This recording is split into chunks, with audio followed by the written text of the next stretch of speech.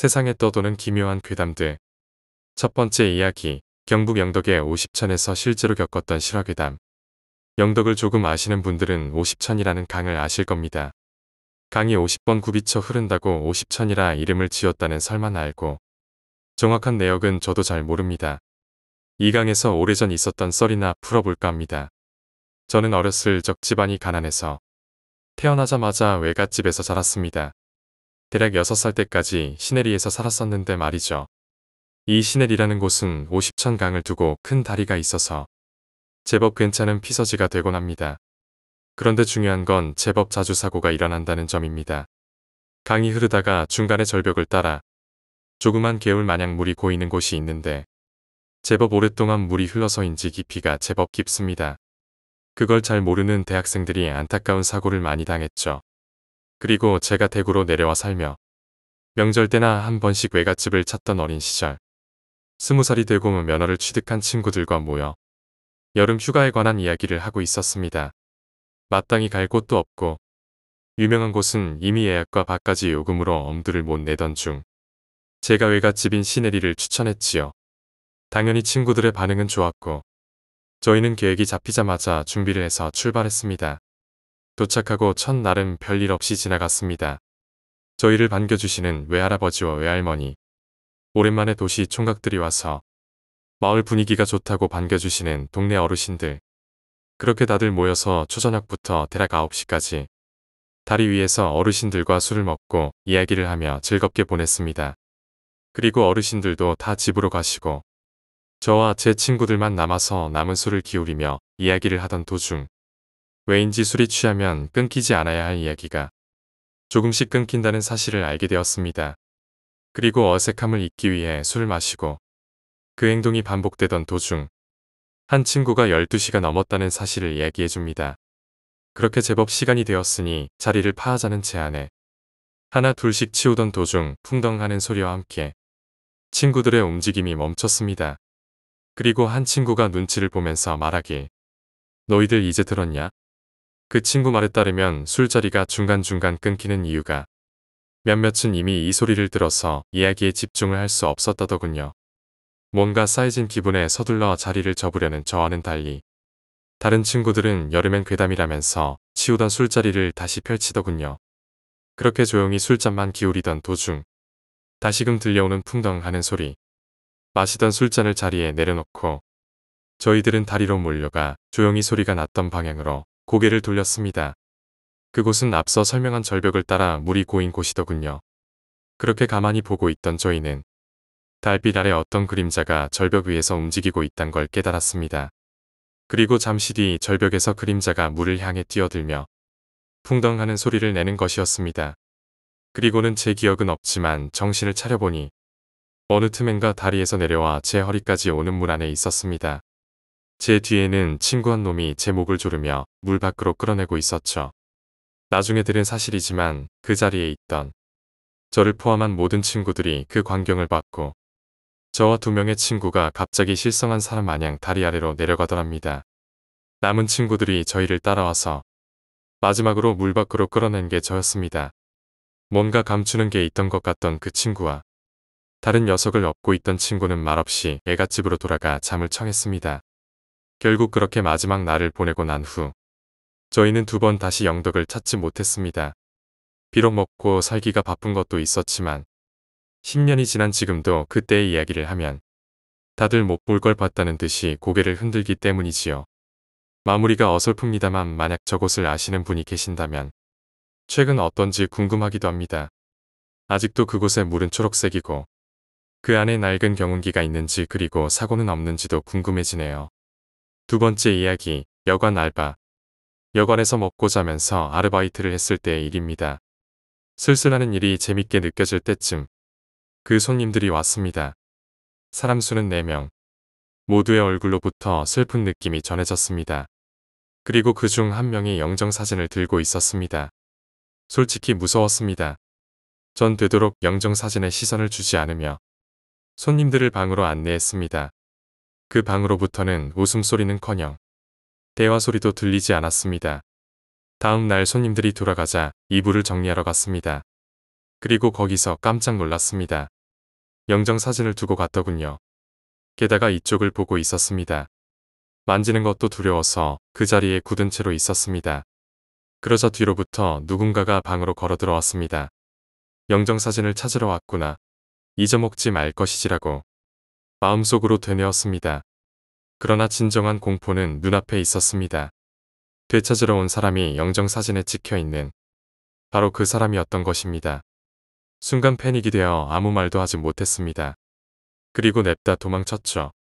밑에 있는 로비에 가서 이 일을 전하자 2층엔 아무도 올라가지 않았다고 하더군요. 3명 정도의 인원으로 그 방에 가서 확인해보니 거기에는 영정 사진뿐이었습니다.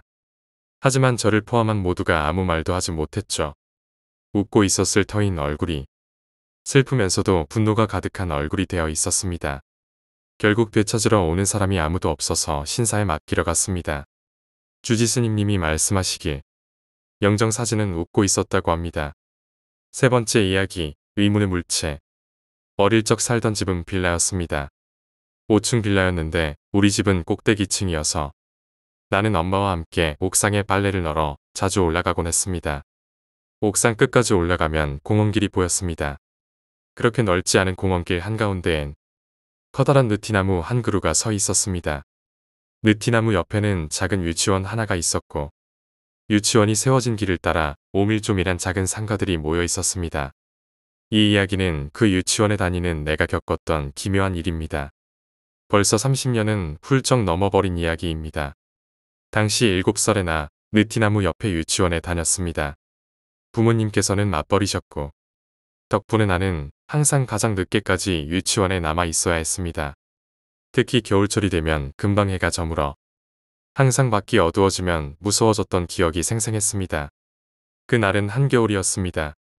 밖에는 눈이 내렸는데 대략 12월 즈음이었던 것으로 기억합니다. 펑펑 한방눈이 내리는 것입니다. 어린 나는 그것이 못내 좋아 선생님의 만류에도 불구하고 유치원 앞 작은 놀이터로 나가 눈을 맞으며 즐거워하고 있었습니다. 미끄럼틀도 타고 그네 위로 소복히 쌓이는 눈을 슥슥 치워내고 그네도 탔습니다. 그때였습니다. 바람 때문인지 눈 때문인지 느티나무의 가지들이 좌우로 흔들흔들 거리며 그 사이 뭔가가 매달린 것 같은 게 내 눈에 보인 것입니다. 지금 생각해보면 그것은 마치 목을 매달고 있는 사람처럼 생겼었습니다. 나는 호기심에 그것을 바라보았습니다. 바람이 불 때마다 눈발이 흩날릴 때마다 그것은 점점 더 선명하게 보이는 것 같았습니다.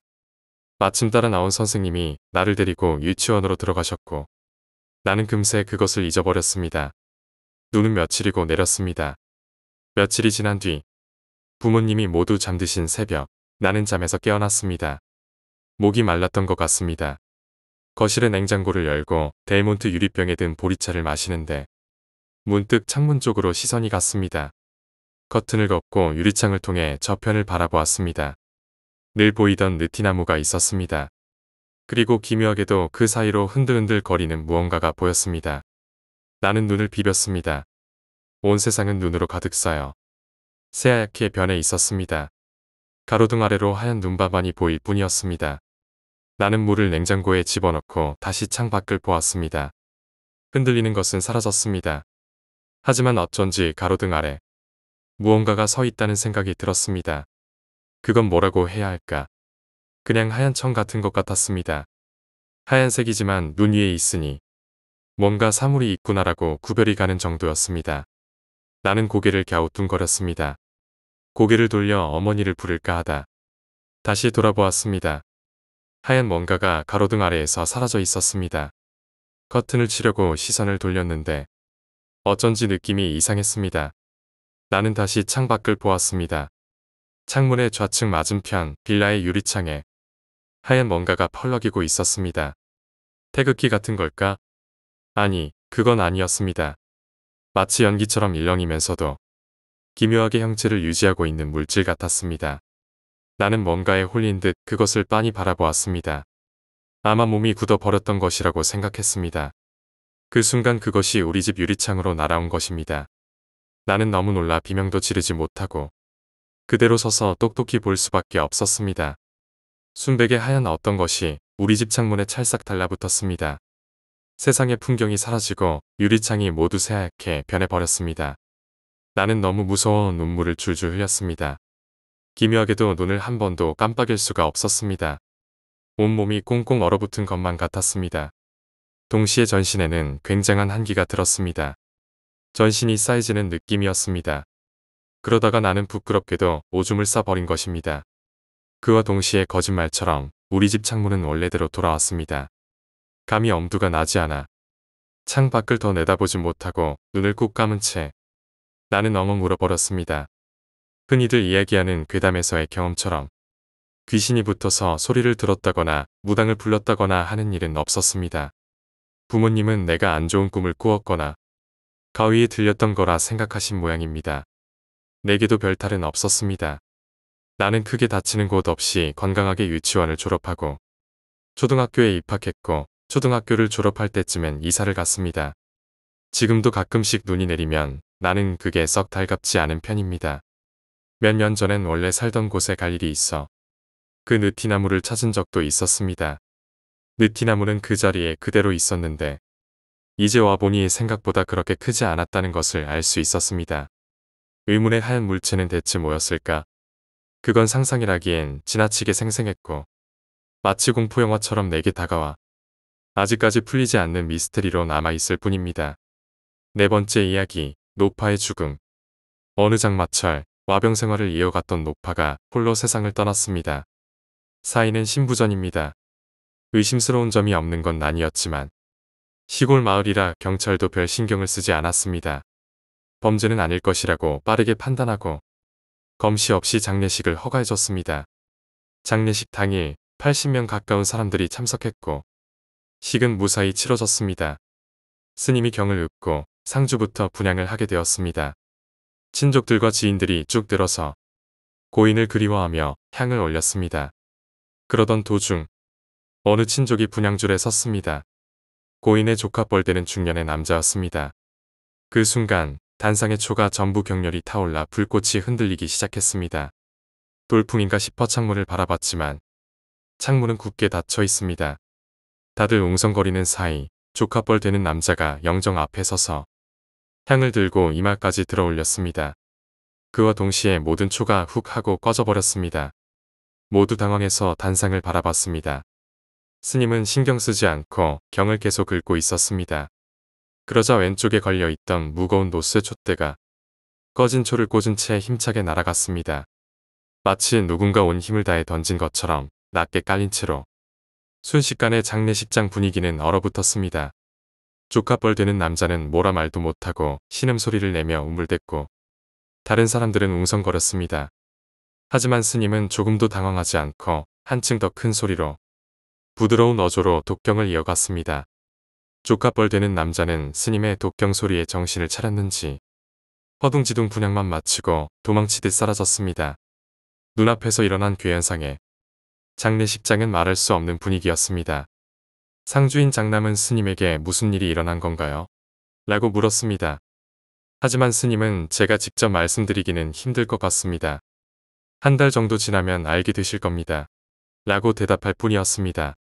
곧 조카뻘 되는 남자가 경찰에 체포됐다는 소식이 들려왔습니다. 노파의 통장과 인감, 집 문서를 마음대로 유용하던 게 들키는 바람에 살인에까지 이르게 된 것이었습니다. 장례식이 있고 한 달가량 지난 뒤 일이었습니다. 그 스님은 그제껏 인사치레에 서툴러 시주하는 이들에게 인기가 없었다고 합니다. 하지만 이 사건을 계기로 평가가 높아져 지금은 노인들이 자주 찾아오는 큰 절이 되었습니다. 다섯 번째 이야기, 출입금지. 친척 누나에게 들었던 이야기입니다. 몇 년 전 누나는 친구 A, B와 함께 영적 장소를 순회하고 다녔습니다. 가이드북에 실려있는 유명한 영적 장소들은 대부분 다녀봤기에 그 무렵 들어서는 평범한 사람들이 눈길도 주지 않을 만한 곳까지 찾아가곤 했다고 합니다. 그중 어느 산에 갔을 때 일입니다. 그곳은 가이드북 같은 데는 실려있지 않은 곳이라 인터넷에서 찾아보고 가게 되었다고 합니다. 다만 문제가 하나 있었습니다. 그 산은 여자가 들어가는 걸 금하는 곳이었던 것입니다. 겨울이었기에 세 사람은 모자를 쓰고 머플러를 둘러 얼굴을 가리기로 했습니다. 산기슭에 도착해 세 사람은 산을 오르기 시작했습니다. 등산로는 잘 닦여 있지 않아 지역 사람들도 그리 오르지 않는 곳이라는 게 느껴졌다고 합니다. 한동안 산을 오르는데 위에서 50대쯤 되어 보이는 남자가 내려왔습니다. 엇갈리며 남자는 인사를 건넸지만 세 사람은 대답하면 여자인 게 들킬까봐 가볍게 목례만 했습니다. 가볍게 고개를 숙여 인사한 뒤 세 사람은 발을 옮겼습니다. 아무래도 들키지 않고 넘어간 것 같았습니다. 한동안 올라가자 넓은 장소가 나와 휴식을 취하기로 했습니다. 누나와 비가 앉아 쉬고 있자 A는 주변을 둘러보고 올게 라고 말하더니 어디론가 가버렸습니다. 한동안 시간이 흘러도 A는 돌아오지 않았습니다. 걱정이 된 나머지 누나와 B는 둘이서 A를 찾기로 했습니다. 하지만 A를 찾고 있는 사이 어느새 B마저 놓쳐버려 누나 혼자 남게 되었습니다. 문득 등 뒤에서 시선이 느껴져 돌아보니 나무 그늘에서 5살 정도 되어 보이는 산에 아이가 바라보고 있었습니다. 왜 이런 곳에 아이가 있지? 이상하게 생각하면서도 누나는 아이에게 말을 걸었습니다. 하지만 아이는 대답 없이 나무 그늘에 숨어버렸습니다. 누나는 이상하게 생각하고는 그 아이가 숨은 나무 뒤편으로 다가갔습니다. 그러고 보니 아까 그 아이, 이렇게 추운데 얇은 셔츠 한 장에 맨발 차림이었다는 것이 생각났습니다. 어디서인가 수많은 아이 웃음소리가 들려왔습니다. 누나는 깜짝 놀라 주변을 돌아봤습니다. 몇 개의 나무 그늘에서 아이들이 누나를 바라보고 있었습니다. 누나는 패닉에 빠져 달리기 시작했습니다. 정신을 차리니 산을 오르다 마주쳤던 남성과 B가 있었습니다. 남성은 이야기는 나중에 하도록 하세요. 라고 말하고는 다시 혼자 산으로 들어갔습니다. B의 말에 따르면 누나와 둘이서 A를 찾던 도중에 혼자만 남아 있었단다. 길을 잃을까 두려워 산길 근처에 있었는데 오르다가 마주쳤던 남자가 달려오더라는 것이었습니다. B는 상황을 설명하고 남자와 함께 누나와 A를 찾았다고 합니다. 남자는 마주쳤던 무렵 뭔가 낌새가 이상해서 하산하다 말고 다시 올라왔다고 합니다. 누나는 산길 근처에 쓰러져 있었습니다. 우선 남자가 누나를 업고 B와 함께 하산했습니다. 곧이어 남자가 A를 찾아서 같이 내려왔다고 합니다. 그 후 세 사람은 남자에게 산에 얽힌 이야기를 들었습니다. 세 사람이 영적 장소로 생각하고 찾았던 산은 옛날 아이를 버리던 산이었다고 합니다. 그 산에 여자가 들어서면 어머니를 그리워하던 아이들의 영혼이 달라붙어 데려가 버리기 때문에 여자는 입산을 금지하게 된 것입니다. 그 사건 이후 누나와 친구들은 영적 장소를 찾는 걸 그만뒀다고 합니다. 출입 금지가 된 곳에는 다 이유가 있는 거라고 합니다. 6번째 이야기, 외지인. 지금 제가 다니는 회사의 차장님이 워크샵에서 얘기해 주신 것으로 지금으로부터 15년 정도 전에 겪으신 일이라고 하십니다. 당시 신입으로 입사하셨던 차장님은 지방의 한 신설 사무소에 배치받은 상태였습니다. 근처 공장에 부속되었던 사무소는 시가지에서 멀리 떨어진 산속에 혼자 덩그러니 서 있는 곳이라 날이 저물면 차도 다니지 않을 정도로 매우 조용한 곳이었는데 일 자체는 매우 편했다고 합니다. 사무소의 위치 자체는 앞을 지나는 도로를 따라 오른쪽으로 한참 가다 보면 근처의 마트를 갈 수 있었으며 왼쪽으로 한참 가면 옆에 있는 현의 마을로 갈 수 있었습니다. 걸어서 마을 중심부까지 가기에는 상당한 시간이 걸리는 위치였습니다.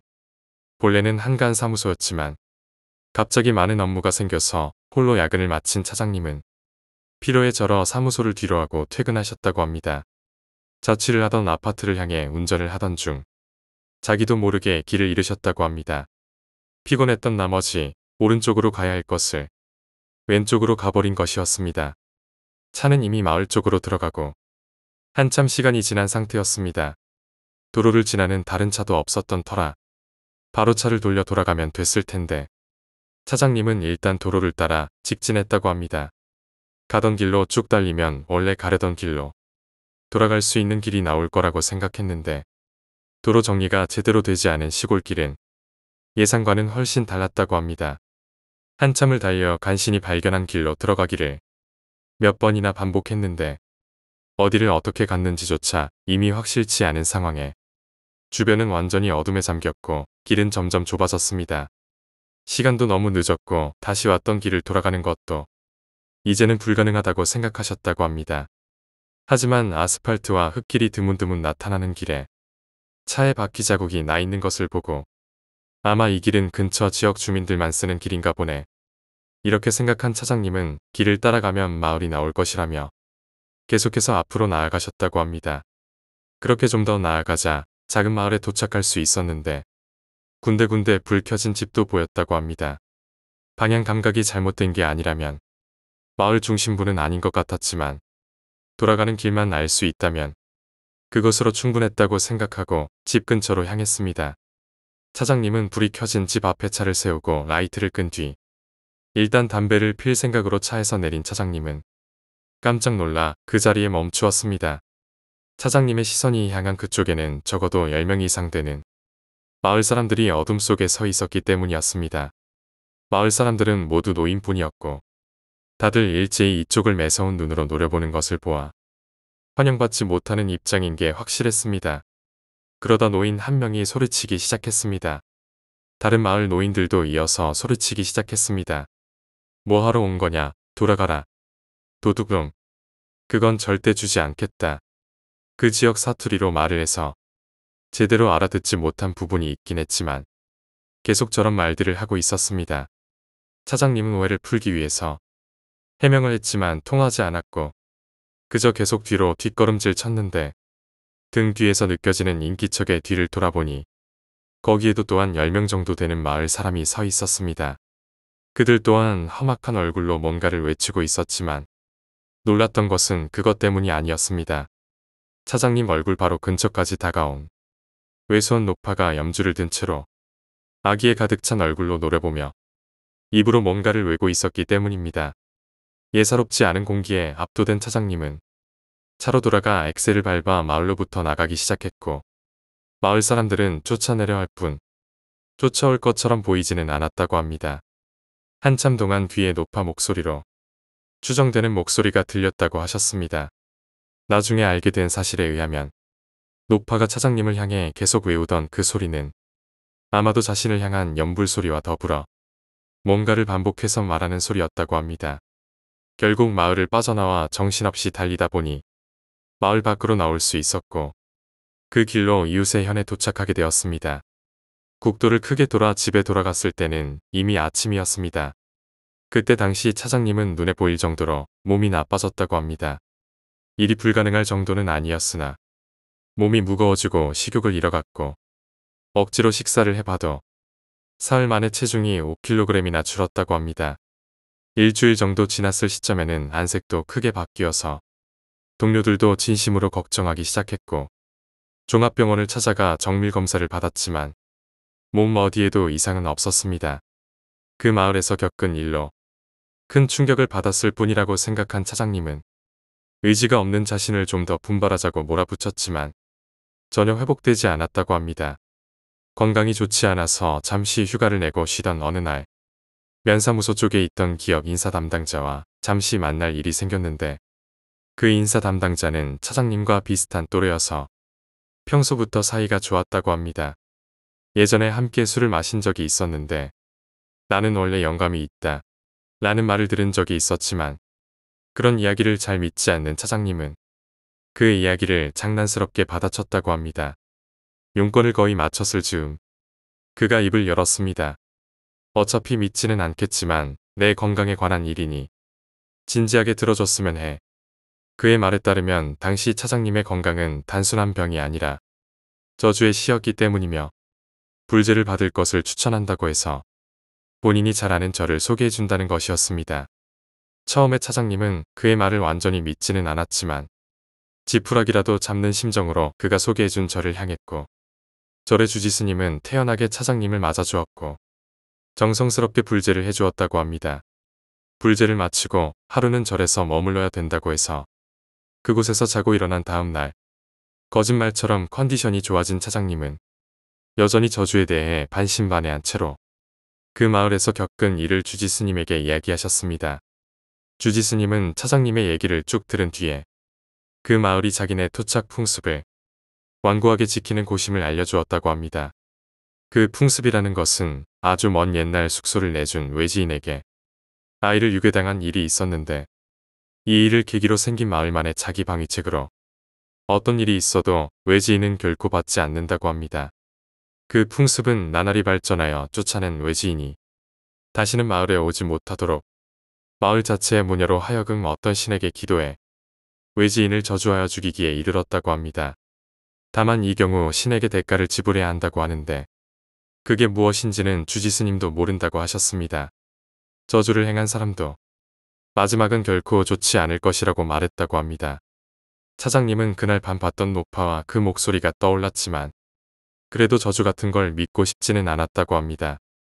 하지만 그 마을에서 본 것은 남자고 여자고 전부 노인이었던 것 같은데 어째서 젊은 사람이 나타나지 않은 것일까?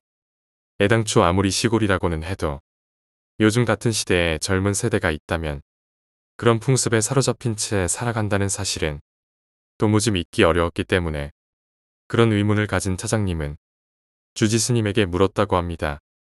주지는 그 말을 듣고 상사가 아직 모든 것을 이해하지 못했음을 알고서 살짝 미소 지으며 대답해 주었다고 합니다. 그 마을은 일본 전국에서도 꽤 빠르게 고령화를 맞은 곳이며 남은 노인들은 주위와의 교류를 완강히 거절하며 잊지도 않은 갓나 나이를 지킨다는 명분으로 외지인을 쫓아내고 있다는 것이었습니다. 그러던 끝에 마을은 서류상으로는 폐촌이 된 지 30년 이상이 지났다는 얘기였고 마을의 남은 노인들은 외부와 교류를 끊은 채 그들끼리 살아가고 있다고 했습니다. 차장님은 이야기를 듣고 전신에 일어나 노안을 지금도 잊지 못한다고 말하셨습니다. 그날 이후 차장님은 눈에 보이지 않는 세계의 존재를 어느 정도 믿게 되셨다고 합니다. 그래서 지금도 매주 주말마다 근처 절을 방문하신다고 합니다. 후일담으로는 이 일이 있은 후에 면사무소에서 합동상담회 비슷한 행사를 마치고 차장님은 면사무소 담당자의 차를 타고 다시 그 마을을 방문한 적이 있었다고 합니다. 그 지역에 쭉 살았던 면사무소 담당자는 대단히 싫어하는 눈치였지만 이 지역의 사업 관련해서 투자하기로 했던 투자자들은 이 얘기를 행사에서 듣고 오히려 꽤 기대하는 눈치였다고 합니다. 그날 밤 갔던 길과는 아마도 반대쪽 방향으로 마을에 도착하게 되었는데 낮에 도착해서 보니 마을은 금방이라도 무너질 듯한 폐가뿐이어서 저번과 같은 곳이라고 믿을 수 없을 정도였습니다. 하지만 투자자들과 함께 마을 안쪽까지 걸으며 돌아본 풍경은 그날 밤 봤던 마을임에 틀림없었습니다. 투자자들 역시 폐가를 구경하더니 어느 정도 만족하는 눈치였습니다. 이때 면사무소 담당자는 폐가 건물 안쪽에서 이쪽을 지켜보는 마을 사람 몇 명이 보인다고 하며 끝까지 차에서 홀로 내리려 하지 않았다고 합니다. 만일에 대비하여 투자자들과 함께 셋이서 그 절의 불제를 받으러 가니 전에는 그렇게 상냥했던 주지 스님이 이번에는 불같이 화를 내며 하는 말이 그렇게 죽고 싶으면 정상적인 방법으로 죽으세요. 이 말을 마지막으로 했다고 합니다. 7번째 이야기, 하숙집. 예전에 아버지가 해주신 이야기입니다. 아버지께서는 태어날 때부터 홋카이도에서만 살아오셨습니다. 그러다 대학에 진학하면서 유일하게 홋카이도를 벗어나서 동경하던 교토에서 대학에 다니셨는데 그곳에서는 하숙 생활을 하셨다고 합니다. 아버지는 당시 그 하숙집 주인 아저씨를 많이 좋아하셨다고 하는데 객지 생활 중에 부모님을 제외하고 처음으로 자주 만나는 어른이었고 주인집 아저씨는 술과 이야기를 좋아하는 소탈한 사람으로 시골에서 온 젊은 아버지에게 여러 가지를 알려주셨습니다. 객지 생활에 있어서 좋은 것도 나쁜 것도 같이 말입니다. 그 덕분에 아버지의 대학 생활은 정말 즐거웠다고 하셨는데 교토에서 산 경험은 소중한 추억이 되었지. 주인집 아저씨는 내 은인이야. 이렇게 평소에도 입버릇처럼 아버지는 자주 말씀하셨습니다. 대학을 무사히 졸업하고 다시 고향인 홋카이도로 돌아와 취직하셨지만 아버지는 평소 성격이 야무지지 못한 편이셔서 직장 생활에 처음에 적응하느라 고생을 많이 하셨다고 합니다. 직장 생활을 하시면서도 편지에 한 장이라도 써야지 아니면 전화라도 한 통 드려야지 생각은 했지만 매일 바쁘다 보니 아무것도 하지 않고 계속 직장 생활에 충실하셨다고 합니다. 몇 년 동안 연락 없이 지내고 나니 하숙집에서 나올 때는 자주 연락드리겠다고 했지만 전혀 연락을 하지 않으셨던 아버지는 미안하게 생각하면서도 그간 왕래가 없었기 때문에 그냥 그대로 연락을 끊어버리셨다고 합니다. 제가 이 이야기를 들었을 때는 아버지의 나이가 50대 중반이셨습니다. 20대에 대학을 다니다가 졸업하시고 직장 생활을 시작하실 때 이야기이니 거의 30년 이상을 하숙집을 잇고 지내셨던 것입니다. 직장 생활을 하시던 아버지는 회사를 창업하시고 경영을 시작하셨는데 여러모로 어려움이 많기도 했고 회사 일 때문에 교토의 출장 관련으로 몇 번 방문한 적도 있다고 하셨습니다. 그럴 때마다 하숙집 생각이 났지만 너무 시간이 많이 지난 상태라 이제 와서 뭘 해야 할지도 몰랐기 때문에 그냥 방문하지 않으셨다고 하셨습니다. 그렇게 또 출장 때문에 교토에 머물던 어느 날 거래처 사정으로 오후 일정이 비어버리는 일이 생겼고 그때 아버지는 지금이라도 하숙집에 가볼까? 라는 생각이 계속해서 강하게 나셨다고 합니다. 하지만 이미 마지막으로 방문한 지 30년 이상 지난 상태였고 전화번호는 물론이고 정확한 주소도 거의 생각이 나지 않으셨다고 합니다. 그래도 지금 마음먹은 김에 마을 공기라도 마시러 가자라는 심정으로 일단 가보았습니다. 도착해보니 역시나 예 수도라 그런지 마을은 크게 달라진 게 없었고 추억에 젖어서 그나마 남은 기억에 의존해서 길을 따라가 보니 대학 시절 하숙했던 건물이 아직 그곳에 남아 있었습니다. 문패에 쓰인 성도 예전과 똑같았고 아버지는 조금 망설이시다가 용기를 내어 인터폰을 누르셨다고 합니다. 그러자 인터폰은 여자가 받았는데 아버지는 수상한 사람으로 보일 것을 각오하고 길을 걸으며 생각해둔 말을 하셨다고 합니다. 갑자기 방문해서 죄송합니다. 사실 30년 정도 전에 이곳에서 하숙을 했던 사람입니다. 혹시 그때를 기억하는 분이 계시다면 잠깐이라도 좋으니 이야기를 나누고 싶습니다. 그러자 인터폰 너머의 여성이 놀란 듯한 태도를 보였습니다. 그리고 문이 열렸는데 문을 열고 나온 여성은 하숙집 주인 아주머니 본인이셨습니다. 나이가 많이 드시긴 했지만 반가워하는 얼굴이셨고 마지막으로 본 지 엄청 오래됐는데 여기까지 용케도 찾아왔네. 라며 감격한 얼굴이셨다고 합니다. 아주머니는 여전히 아버지를 기억하고 계셨고 아버지는 반갑기도 하고 기쁘기도 했고 좀 더 빨리 찾아올 거리라고 생각하며 아저씨는 계신가요? 라고 여쭤보았습니다. 그러자 아주머니는 조용히 미소 지으며 그 사람 말이지 한 달 전에 돌아가셨어. 라고 말씀하셨습니다. 평소 지병이 있다거나 갑작스러운 사고는 아니었고 아저씨가 꽤 고령인 것도 있어 조용하고 편안하게 마지막을 맞이하셨다고 했습니다. 아버지는 죄송한 마음에 울면서 자신의 잘못을 아주머니께 마음 깊이 사과드린 뒤에 돌아오셨습니다. 그러면서 아버지는 신세를 진 사람이 갑자기 떠오른다면 언제라도 좋으니 바로 연락해라. 아무리 시간이 지나더라도 안 된다는 선택지는 없어. 후회가 없도록 해라. 라고 말씀하셨습니다.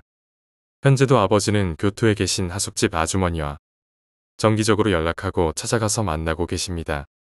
얼마 전에는 하숙집을 아버지 회사의 도움으로 무료로 인테리어 등을 바꿔주시거나 보수해주신 곳도 있다고 하셨습니다. 8번째 이야기, 용한 점쟁이들은 사람의 운명을 바꾸는 능력을 보여준다. 용하다고 소문이 난 집이 있습니다. 점쟁이들도 자신만의 특유의 분야가 있다고 합니다. 예를 들어 A 점쟁이는 사업운이나 궁합을 잘 보고 B 점쟁이는 사람의 운명을 잘 맞춥니다. 이처럼 특화된 사람들이 있다고 합니다. 제가 말씀드릴 점쟁이는 B에 해당합니다. 이야기 들어갑니다. 첫 번째 이야기입니다. 한 쌍의 연인이 결혼을 앞두고 궁합을 보기 위해 점쟁이를 찾아갔습니다. 점쟁이는 여자에게 이 남자는 팔자가 결혼할 팔자가 아니라고 말했습니다. 만약 결혼한다면 색시는 이 남자를 건드리지 말아야 한다고 했습니다. 여기서 건드리지 말라는 것은 남자에게 잔소리나 간섭 등을 하지 말라는 의미입니다. 남자가 외도나 술, 도박 같은 것은 없는데 밖으로만 나다니려고 한다며 결혼은 좋은 선택이 아닌 것 같다고 말했습니다. 점을 보던 여자는 기가 막혀서 뛰쳐나갔다고 합니다. 약 1년이 지나고 그 여자는 다시 그 점쟁이를 찾아갔습니다. 남편이 밖으로만 싸돌아다닌다는 것입니다. 여자는 싸워도 보고 달래도 보지 않고 직장 퇴근 후에 만화방, 오락실, 지인들 술자리, 아니면 놀이터 등 집에는 들어오지 않고 밖에서만 혼자 시간을 보내다가 자정을 넘기면 들어와서 자고 다시 출근하고 퇴근 후엔 밖으로만 돌아다니고 있습니다. 그 여자는 점쟁이에게 하소연을 하며 방법을 문의했지만 원래 결혼해서 가정을 가질 팔자가 아니고 가두려고 하면 더 나갈 것이며 그냥 내 팔자라 생각하고 포기하고 살 거 아니면 아기가 없으니 헤어지고 새 출발을 하라는 말만 했다고 합니다. 두 번째 이야기입니다. 어떤 할머니가 자기 아들의 문제로 점쟁이를 찾아갔습니다. 할머니는 아들이 착실하고 능력도 있는데 빙판길에 미끄러지듯이 실패를 반복했다고 합니다. 곧 혼지도 닥쳐오고 기반을 잡아야 하는데 실패를 거듭하면서 술을 가까이 하기 시작을 했고 불안해진 할머니는 점쟁이를 찾아갔던 것입니다. 막내 아들 때문에 오신 거죠. 너무 걱정 마세요. 그냥 내버려 두세요. 아직 자기 길을 못 찾은 것 뿐입니다. 올해 안으로 귀인이 찾아와 손을 내밀 것이니 걱정하지 말라고 하며 할머니가 들어오자마자 이야기를 들려주고는 바로 돌려보냈습니다. 할머니는 뭔가 안심이 되면서도 미심쩍은 부분이 있었지만 아들이 잘 된다는 말에 다른 생각을 하지 않고 아들을 믿으며 아무 소리 없이 있었습니다.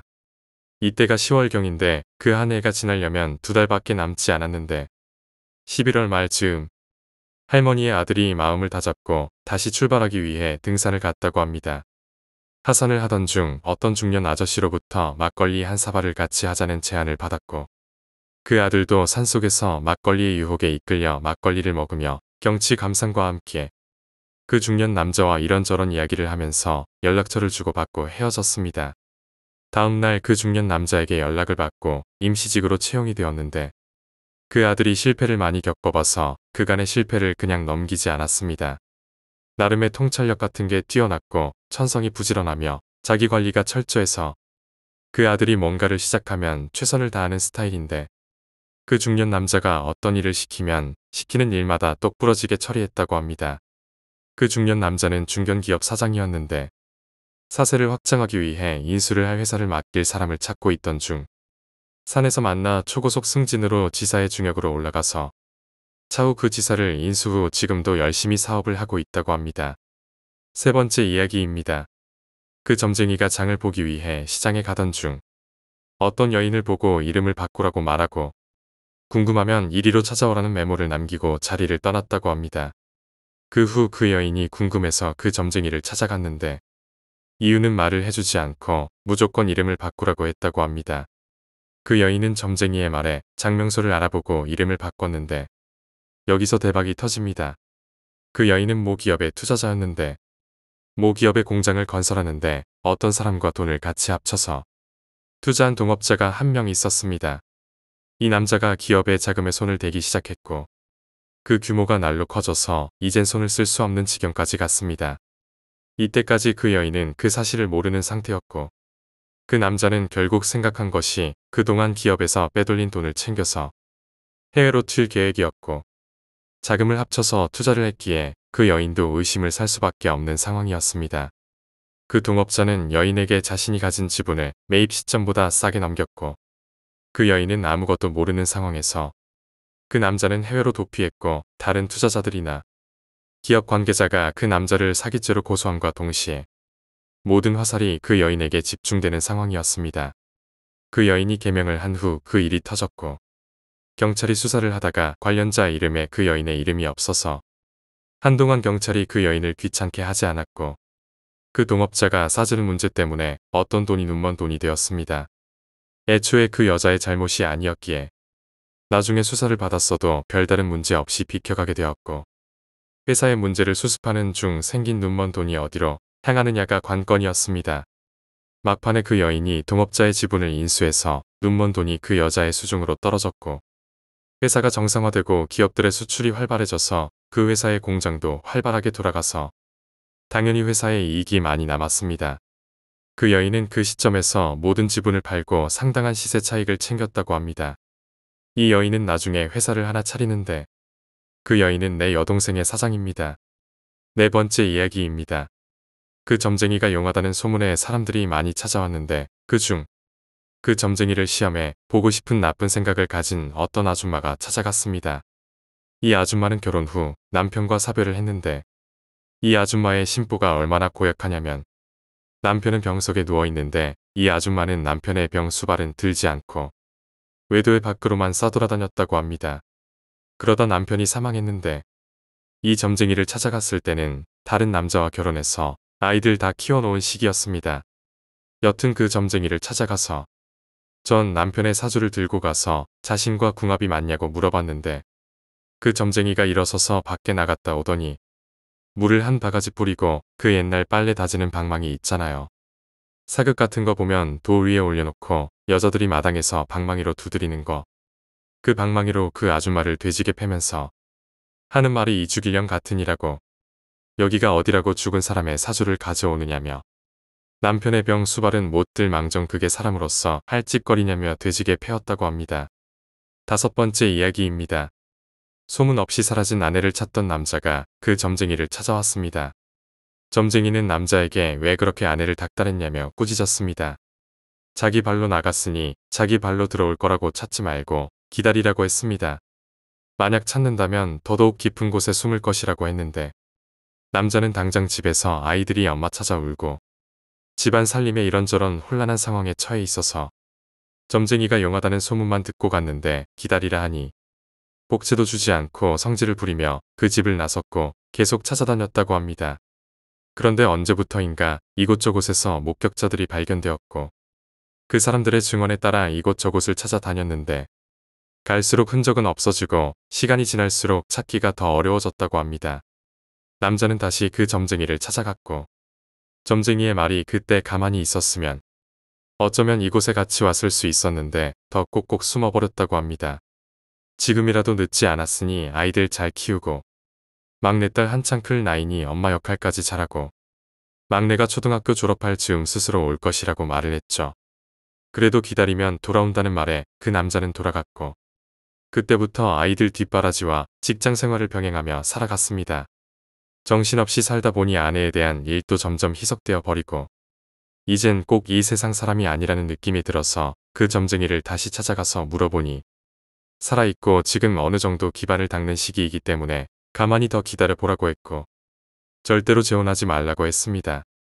재혼을 해도 아내가 나타나고 나서 하고 만약 재혼을 하게 되면 그 집안의 모든 짐을 당신이 떠안게 될 것이라고 했습니다.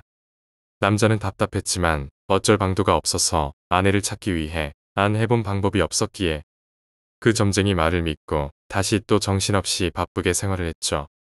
어느덧 막내딸이 초등학교 졸업을 하고 중학교 입학식 날 아이가 입학식을 가려다가 바빠서 가지 못했는데 막내딸이 집에 올 시간인데 저녁 때까지 오지 않아서 걱정하는 마음으로 기다리고 있었는데 그때 딸이 집에 들어오니 왜 이리 늦게 왔냐며 이제 중학생이니 앞으로 마음 다잡고 공부에 열중하라며 잔소리를 하고 밥 먹으라고 했는데 막내딸이 순간 밥을 먹었다고 하는 겁니다. 그 남자도 그냥 대충 넘겼는데 갑자기 불현듯 아내 생각이 나는 거였습니다. 그래서 막내딸에게 다그쳤는데 처음엔 친구라고 하다가 닥달을 하니 엄마가 찾아와서 짜장면하고 이것저것 사주었다고 했고 그때 보니 막내딸이 새 옷을 입고 있다는 것을 알았습니다. 당장 아내를 찾아가고 싶었지만 피곤하기도 하고 점쟁이의 말도 떠올라 그냥 내버려 두었는데 어느 날 퇴근을 늦게 해서 집에 왔더니 집이 깔끔하게 정리되어 있고 냉장고에는 반찬이 한가득 들어 있었다고 합니다. 그때는 피곤도 하고 술 기운에 몰랐는데 며칠 지나서 생각을 해보니 김치는 얻어먹거나 아니면 사 먹어서 정리도 잘 안 되어 있어 아이들이 먹는 것에 소홀함에 매일 미안한 마음을 가지고 있었는데 어느 날부터 아이들이 생기가 넘치고 활발해졌다고 합니다. 시간이 지나서 방학이 되었는데 아들, 딸 둘 다 집을 나가버린 거죠. 그 남자는 여기저기 찾다가 또 점쟁이를 찾아갔는데 그 점쟁이가 아이들이 엄마를 찾아갔는데 왜 이리 호들갑이냐며 그동안 내지 않았던 복채나 내고 가라고 했습니다. 그동안 복채를 내밀고 나오는데 내 이제 살 날이 얼마 남지 않아서 너의 운명을 한번 봐주겠다고 절대 재혼하지 말고 그냥 아내가 돌아오면 내키지 않아도 가정을 이루고 살아라고 당부하며 장사는 하지 말고 아내가 기반을 닦아놓았으니 그냥 시골에 집 하나 얻어서 아들, 딸 벌어 먹을 만큼만 농사를 짓도록 했죠. 시간이 흘러서 아내가 나타났고 타 지방에서 국밥집을 하고 있다고 지금은 단골도 많이 생겨서 식당도 확장 공사를 했고 큰 애가 고등학교 가면 자기가 키우겠다고 했습니다. 엄마의 품이 필요할 땐 없었으나 다 키워놓으니 나타나서 하는 말이 아들을 데려간다 해서 기가 막히기도 하고 화가 나서 필요 없으니깐 나가서 혼자 살라고 했죠. 그 뒤에 남자는 재혼을 했고 아이들은 엄마와 아빠를 왔다 갔다 하며 자기들 알아서 커가고 있었는데 조금 시간이 지나서 아이가 없는 줄 알았던 재혼한 아내가 갑자기 아이들을 3명이나 데려왔고 속여서 미안하다고 했습니다. 남자는 기가 막혔지만 분을 삭히며 갑자기 점쟁이의 말이 떠올랐죠. 그래서 남자는 재혼녀에게 나에게 더 숨기는 거 없냐고 물었고 숨기는 거 없다고 했습니다. 조금 시간이 지난 후에 홀어머니까지 집에 들였고 그와 동시에 재혼한 아내가 엄청난 빚에 시달리고 있다는 것을 알았습니다. 매일 집으로 빚쟁이들이 찾아와서 아이들 보고 있는데 재혼녀와 그 남자에게 욕설과 폭행을 했고 아이들은 엄마에게 간다고 해서 갔습니다. 재혼한 아내의 아이들은 그동안 빚쟁이들에게 시달려서 우울증과 대인기피증 등의 문제가 있었죠. 아주 그 남자는 미쳐버리려고 했는데 가관인 것은 재혼한 아내가 갑자기 사업 아이템이 있다고 한번 같이 해보자는 것이었습니다. 말을 들어보니 솔깃해서 생각하고 있었는데 점쟁이의 말이 떠올라 구미가 당기지만 장사는 하지 않는다고 했고 그 여자는 자기 혼자서라도 할 것이라며 자신의 아이들과 홀어머니만 남기고 집을 나가버렸습니다. 그렇게 악몽 같은 세월이 지나가고 그때 전 아내가 나타나서 그 재혼녀의 아이들과 자신의 아이들을 정성스레 키웠고 재혼녀의 아이들은 상태가 호전되었습니다. 살고 있던 집을 팔고 가까운 시골의 집과 땅을 사서 점쟁이의 말대로 집안 식구들 벌어먹을 거리만 농사를 짓고 있는데 그 남자가 채소를 잘 키우는 거였습니다. 오이, 상추, 그리고 삼겹살 집에 가면 쌈 싸먹는 야채들을 키우기도 잘 키우고 보관도 잘해서 전 아내에게 보여줬고 이거 한번 팔아보자고 해서 시골집 근처에 땅을 하나 사서 그 남자에게 야채를 키우라고 하고 전 아내가 도시권에 들어가 영업망을 뚫어주고 다져놔서 납품처는 정해졌고 야채가 싱싱하고 단연간 식당을 해왔던 노하우로 전 남편에게 식재료 납품이 늦어지거나 못했으면 못했지 급하다고 상태 안 좋은 것은 절대로 납품을 하지 말라고 신신당부를 했습니다. 야채를 좋은 것은 팔고 상품 가치가 떨어지는 것들은 가족들이나 지인들에게 나눠줘서 사람의 인심이 올라가고 납품에 차질이 생기거나 늦어도 항상 싱싱한 재료들만 납품한다는 소문이 돌아서 납품처가 늘어났죠. 지금은 여러분도 한 번쯤 봤을 만한 야채 프랜차이즈 중 하나입니다. 6번째 이야기입니다. 남편의 진급 시험이 자꾸 미끄러져서 소문을 듣고 한 여인이 친정 어머니와 함께 점쟁이를 찾아갔습니다. 들어가자마자 점쟁이는 그 회사를 거기라고 말하면서 그 회사의 높이는 원래 그 높이밖에 안 된다고 했습니다. 더 높은 산을 올라가려면 더 높은 산을 찾아야지. 왜 이미 정상을 올라간 산에서 더 높이 올라갈 곳을 찾으려 하느냐며 거기서 계속 있으면 올라갈 곳은 하늘밖에 없다고 했습니다. 그 말을 듣고 여인은 친정 어머니와 고민 끝에 남편에게 회사 옮길 생각 없냐고 물었습니다. 남편은 진급 때문에 스트레스를 받고 있었는데 아내가 직장 얘기를 하니 화를 냈고 아내도 남편이 민감하게 반응해서 더 이상 말을 하지 않았습니다. 몇 달 후에 친정 어머니에게 이직 권유를 받았고 남편은 고심 끝에 이직을 했습니다. 이직을 하면서 퇴직금에 사원들끼리 개를 묻어서 이직한 회사에서 근무하던 중 전 직장이 자금난에 시달린다는 말을 듣게 되었는데 같이 근무했던 후배에게 들으니 사업 확장을 하려고 투자를 했다고 합니다. 그 사업에 참여했던 사람들 중 돈을 끌어모으고 나서 고의적으로 부도를 냈는데 그 회사는 투자금 회수를 못한 부담과 얼마 후 외환위기로 인해 자금난에 시달리다가 부도가 났죠. 7번째 이야기입니다. 어떤 남자가 아내와의 불화로 인해 점쟁이를 찾아갔습니다.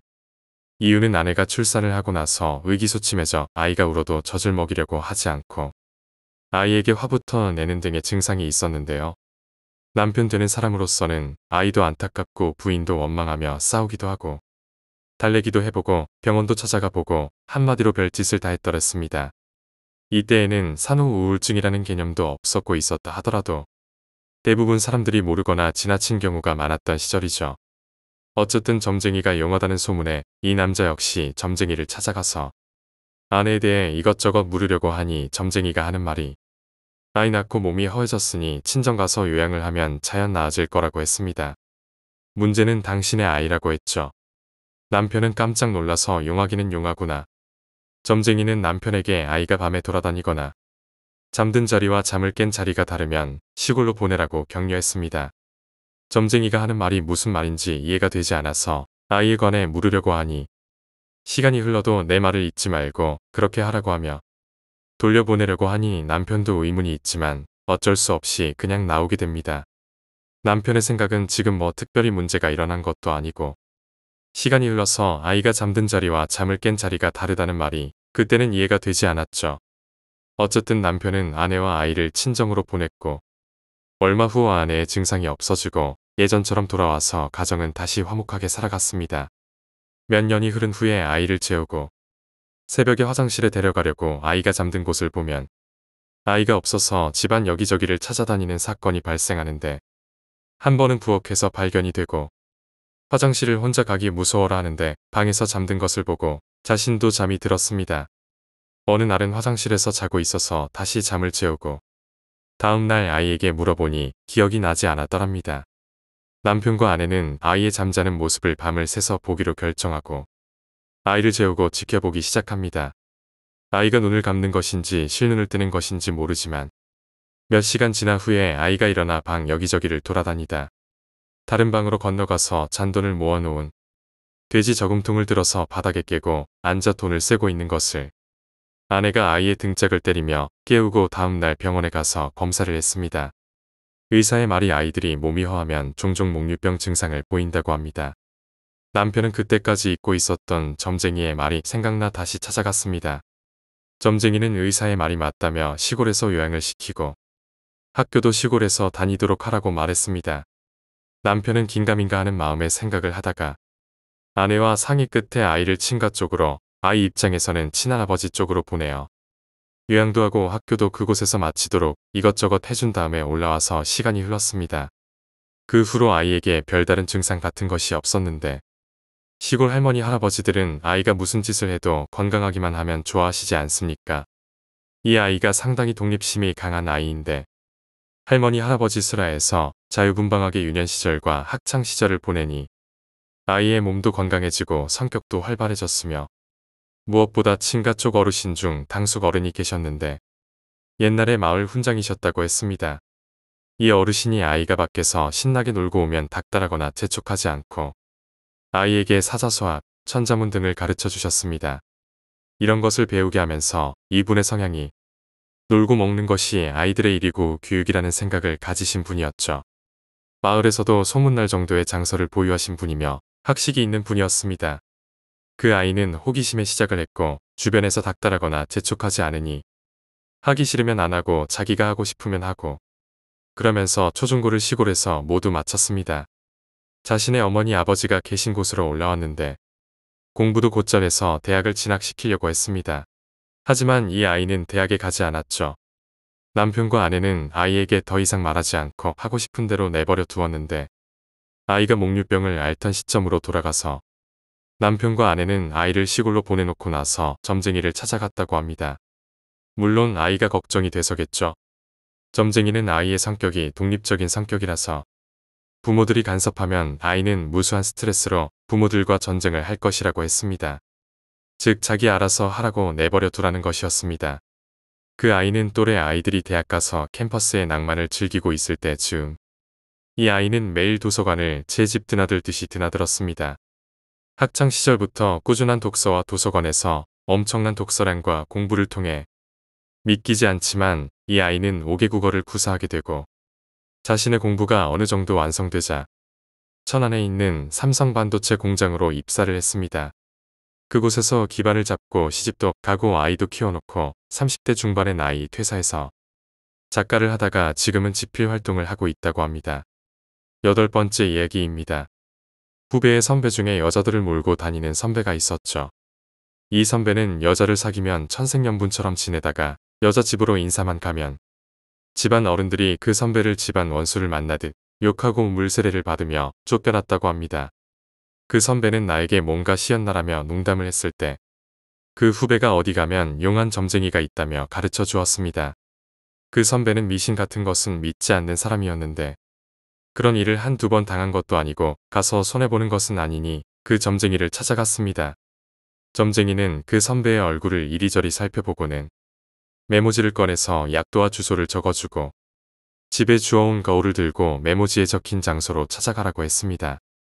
그 선배는 뭔가 이상했지만 그 후배는 그런 쪽에 해박하고 어떤 일이든 그런 쪽으로 해석하기 때문에 그 선배를 설득하는 것은 어렵지 않았기에 그 선배가 찾아갔죠.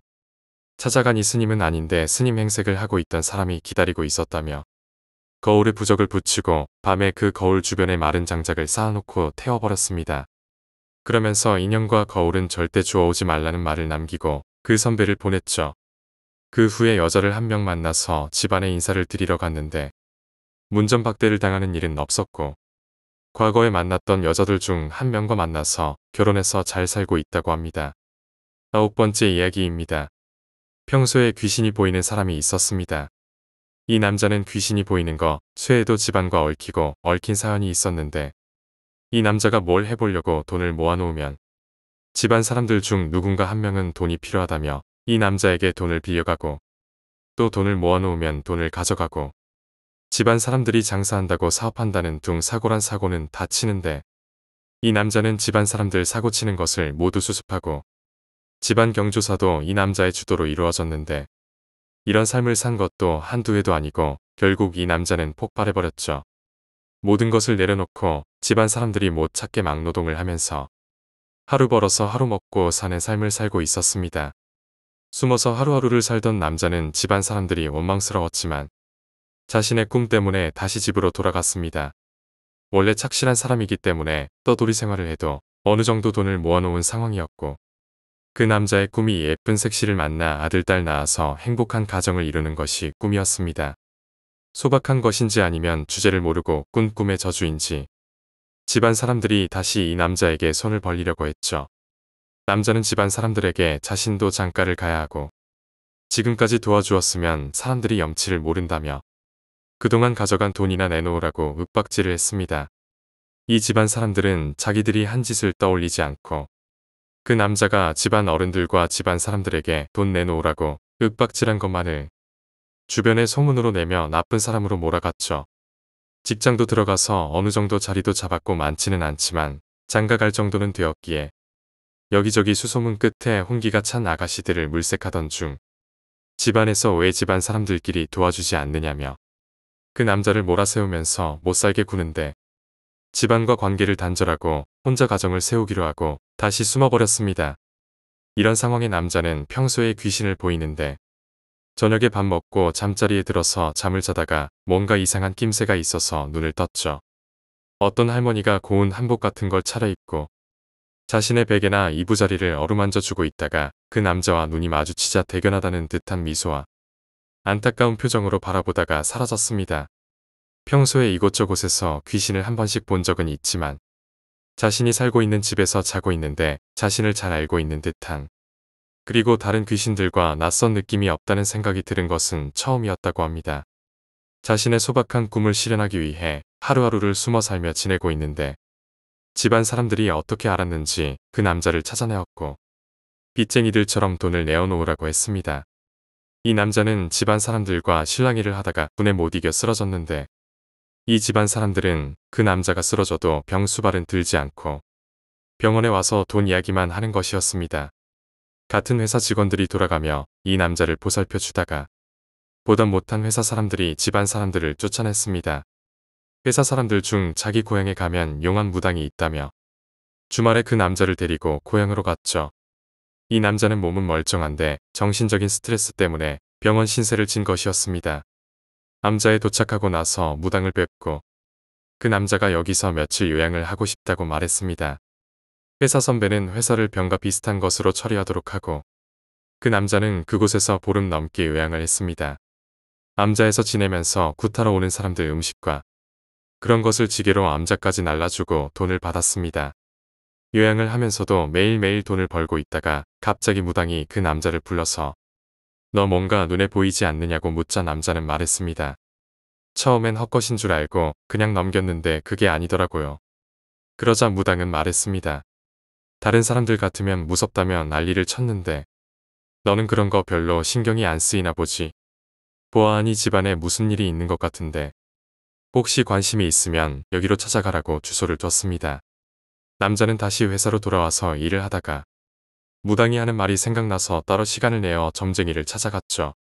점쟁이는 조상님들이 보살피는데 집안 사람들이 조상님들에게 소홀하니 그 화가 너에게만 가는구나. 그런 사람들 속에서 그래도 그나마 집안이 지탱하는 것이 용하고 장하다며 그 남자를 측은하게 바라보며 칭찬 아닌 칭찬을 했죠. 조상님들이 참 대견하게 내려다보고 있으니 걱정 말라고 하며 그 남자를 달래주었습니다. 남자는 그동안 집안 사람들에게 착취당했던 분노와 자신이 바보같이 당해야만 했다는 자괴감, 시달렸던 서름이 한꺼번에 밀려와서 눈물을 흘렸고 점쟁이는 손자 달래듯 달래며 니는 조상님의 덕으로 너도 잘되고 조금만 더 참으면 너희 집안 잘 될 것이라고 했습니다. 일단 조상님 묘자리부터 살펴보라고 했습니다. 남자의 사촌 여동생이 교통사고로 크게 다치거나 사업이나 장사를 하면 망하는 것은 몇 번 있었고 집안 사람이 갑자기 아프거나 집안 아이들이 잔병치레나 사고가 나서 여기저기 들어갈 돈이 많았는데 집안 사람들이 사고를 치는 것도 있었지만 집안에 이런 안 좋은 일이 있을 때마다 그 남자가 수습을 했습니다. 조상님이 보살피지만 묘자리에 무슨 일이 있어도 일어났다고 하며 조상님 묘들을 파헤치면 집안 사람들의 질책만 있으니 이장을 핑계로 조상님의 묘를 살펴보라는 점쟁이의 말을 듣고 그 남자는 집안 사람들을 모아놓고 조상님의 묘를 이장해야겠다고 했습니다. 조상님들의 묘를 모두 같은 곳에 모셔놓고 집안 사람들이 제사를 지내자며 앞으로 벌초나 성묘를 할 때 어느 분은 가고 안 가고 하지 않고 모두 성묘를 할 수 있고 벌초도 한 번에 할 수 있으니 이렇게 하자고 했죠. 집안 사람들은 남자의 제안이 못마땅했지만 자신들의 돈이 들어가지 않았기에 그냥 내버려 두었습니다. 이장날 증조할아버지를 모셔놓은 묘를 파헤쳐서 썩어서 훼손된 관을 열니 시체 썩은 냄새와 함께 질퍽할 정도로 물이 고여있다고 했습니다. 묘를 모두 이장해서 한 곳에 모셔놓고 제사를 지내려는데 집안 사람들 중 한 사람이 담배불을 제대로 처리하지 못해서 새로 이장할 묘자리에 산불이 났죠. 집안 사람들은 불을 끌려는 신용도 하지 않고 자신들 안위만 챙기기 바빴고 불은 그 남자만 끌려고 이리저리 혼자 날뛰었는데 걷잡을 수 없이 번졌던 불이 바람 한 번에 사그라들었다고 합니다. 집안 사람들도 의아해하거나 신기해하면서도 순간 꺼림직한 공포를 느꼈다고 했죠.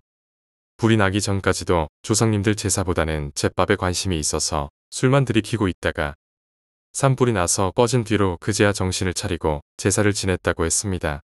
조상님들의 제사를 끝낸 후 어느 날 퇴근 후에 피곤한 몸을 잠자리에 맡기고 잠이 들었다가 편안하고 따뜻한 기운이 자기를 감싸는 듯한 기분이 들어서 눈을 뜨니 예전에 어떤 어르신이 고운 한복을 입고 자신의 앞에서 대견하다는 듯한 표정을 지으며 고개를 끄덕거리면서 너라도 나서서 불을 끌려고 하지 않았다면 도와주려고 하지 않았고 너희들도 큰 화를 면치 못했을 것이라며 앞으로도 집안을 잘 이끌어가라는 말을 남기며 사라졌다고 합니다. 이때부터 남자의 일도 잘 풀리고 좋은 여자 만나서 결혼도 해서 기반을 닦고 있을 때 집안 사람들도 그 뒤로 정신을 차렸는지 그동안 신세졌던 것에 대해서 그 남자에게 보답을 했죠. 집안 사람들이 하는 사업이나 장사도 잘 되기 시작했고 별다른 일 없이 아이들도 잘 크고 콩가루 직전까지 갔던 집안이 기틀을 다졌다고 합니다. 다양한 사람들이 점쟁이의 조언으로 삶의 큰 전환점을 맞이할 수 있습니다.